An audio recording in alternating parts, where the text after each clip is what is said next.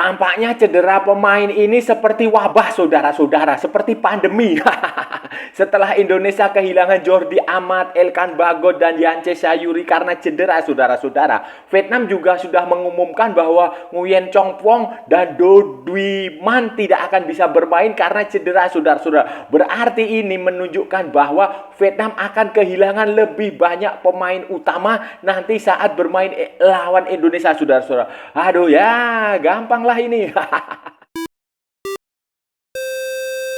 Halo saudara-saudara, jumpa lagi dengan komentator gadungan di sini. Dengan komentator yang gadungan.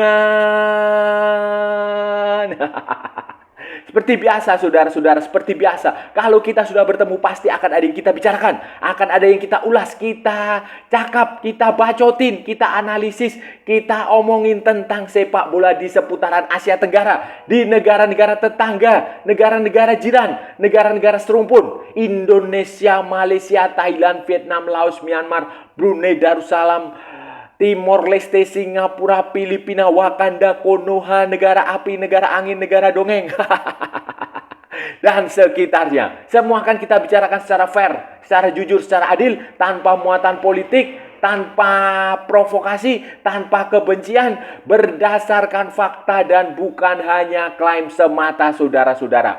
Baik yang sudah lama maupun yang terkini. Bebas, saudara-saudara, bebas, bebas, bebas, bebas. Yang penting sopan. Untuk edisi kali ini, saudara-saudara, untuk edisi kali ini kita kembali akan membahas, mengulas tentang pertandingan besar tim nasional Indonesia melawan Vietnam. Kali ini kita akan membahas perkembangan terbaru tentang skuad, materi terkini, materi final yang sudah akan digunakan pelatih kedua tim pada pertandingan nanti tanggal 21 dan 26 Maret. Indonesia dari semula ada 33 pemain, sekarang sudah dikerucutkan, sudah dikecilkan menjadi 28 pemain setelah ada yang cedera. Begitu pula Vietnam. Vietnam itu juga tadi 30-an, 54 malah. 33 pemain senior, 57, 33 pemain senior, 24 pemain junior U23, sekarang sudah mengerucut tinggal 26 pemain karena ada beberapa pemain yang cedera, dan cedera pemain Vietnam yang terbaru ini menambah panjang sekali daftar pemain yang absen melawan Indonesia karena cedera, dan ini tentu saja merugikan Vietnam tetapi menguntungkan Indonesia. Nah, ini akan seperti apa, saudara-saudara? Ini akan kita bahas, akan kita ulas, akan kita analisis di edisi kali ini, saudara-saudara. Jadi begini, saudara-saudara. Jadi begini, ini saya nggak tahu ya apakah ini akan menjadi kabar baik atau kabar buruk bagi Indonesia, atau kabar biasa-biasa aja.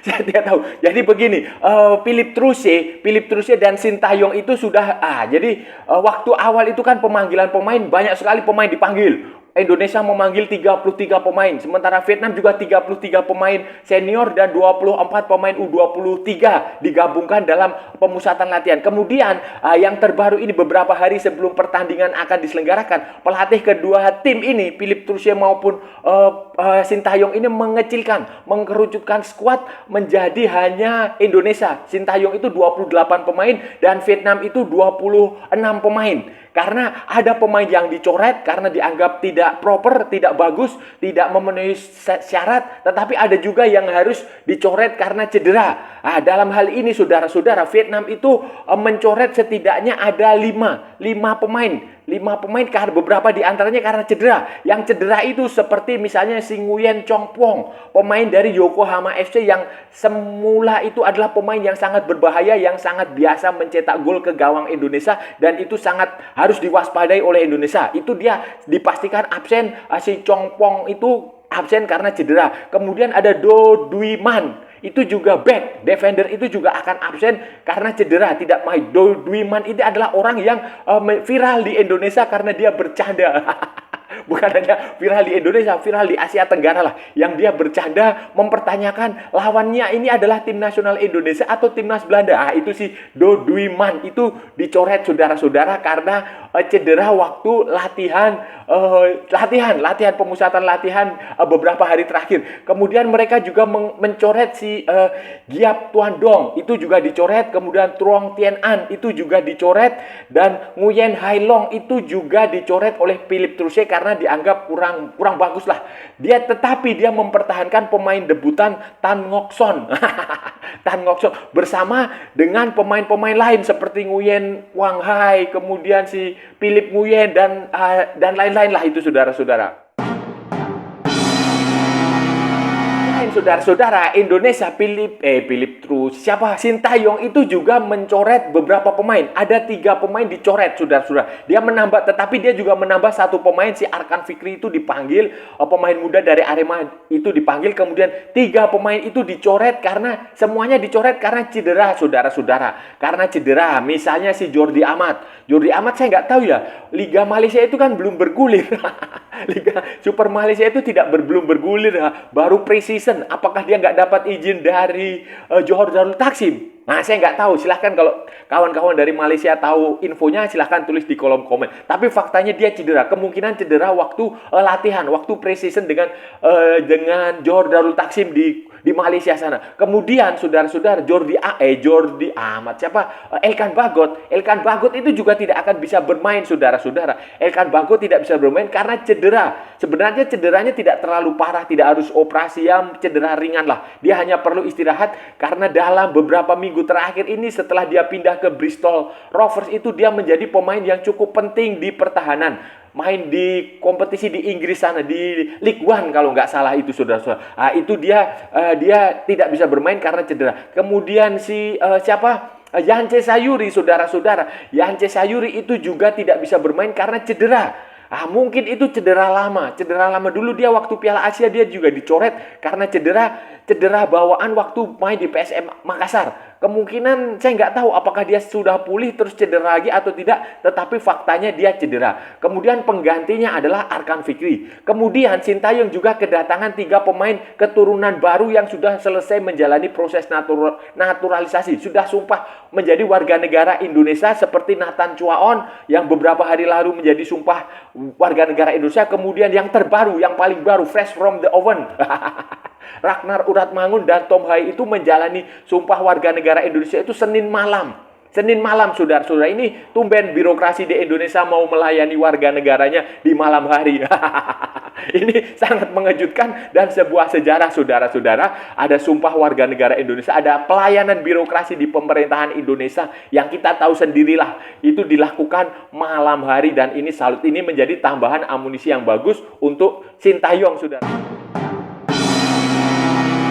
Kehadiran Nguyen Chong Pong ini, saudara-saudara, tentu saja menguntungkan Indonesia, saudara-saudara, menguntungkan Indonesia. Dalam edisi sebelumnya kan saya sudah membahas si Nguyen Chong Pong dan Nguyen Tin Lin ini adalah 2 pemain yang sangat rajin mencetak gol ke gawang Indonesia ketika berhadapan dengan Indonesia, bahkan dari level U19 U19, U23 senior. Itu sudah sering sekali kalau bertemu Indonesia itu mencetak, itu nggak tahu ya, itu semacam seperti ada magnet atau ada apalah.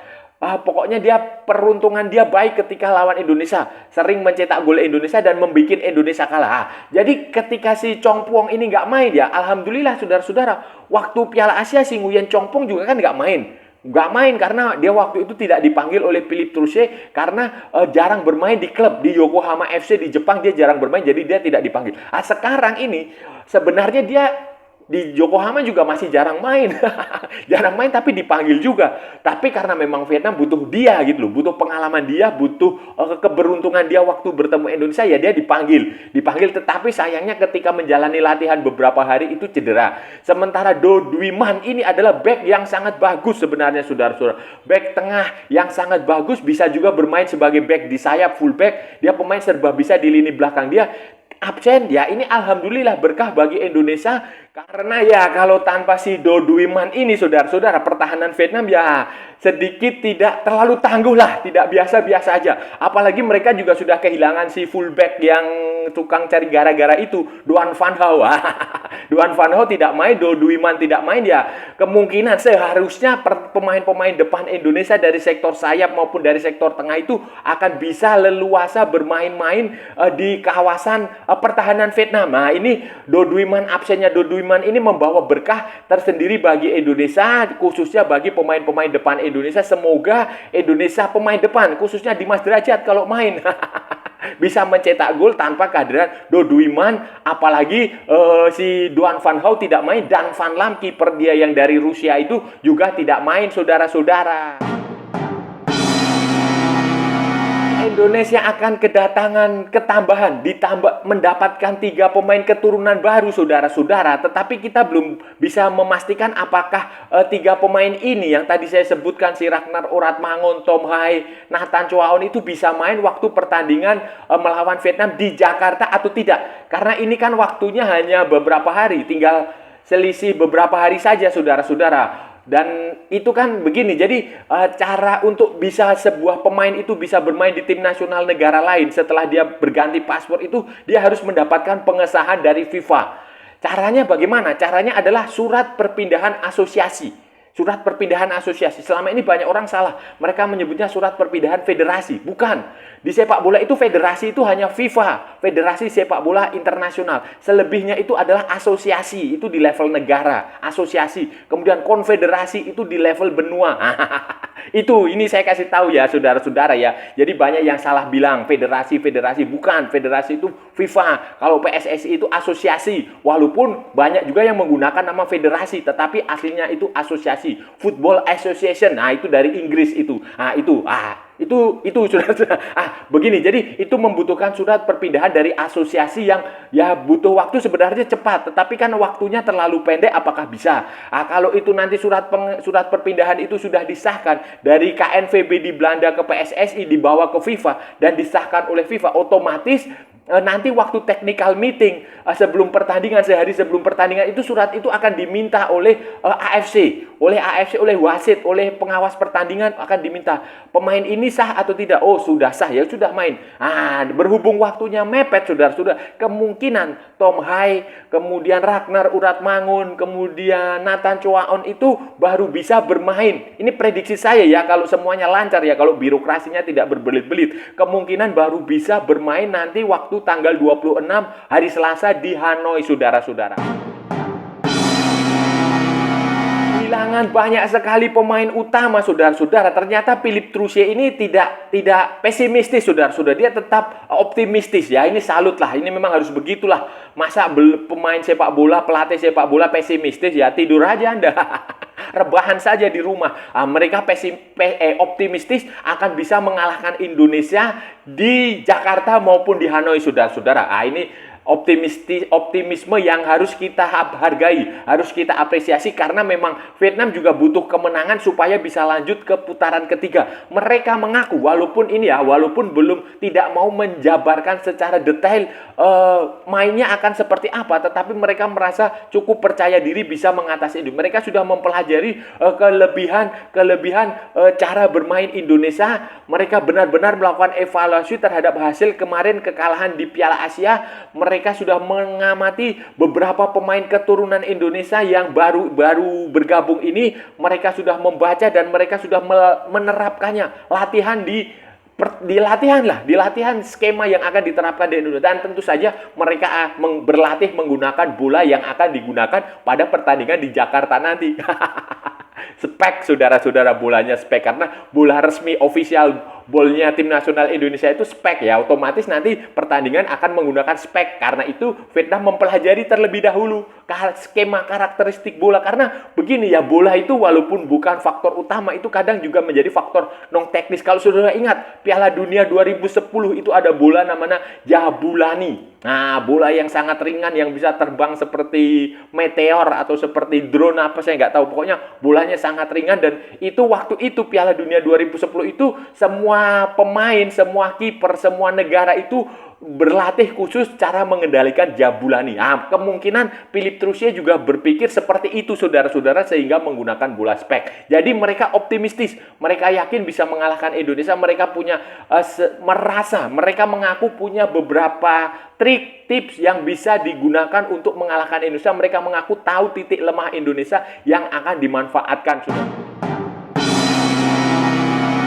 saudara-saudara. Tetapi keyakinan atau optimisme itu tidak hanya menjadi milik Philippe Troussier saja, saudara-saudara. Sintayong itu juga optimistis, percaya diri, saudara-saudara. Percaya diri bisa mengalahkan Vietnam di Jakarta maupun di Hanoi.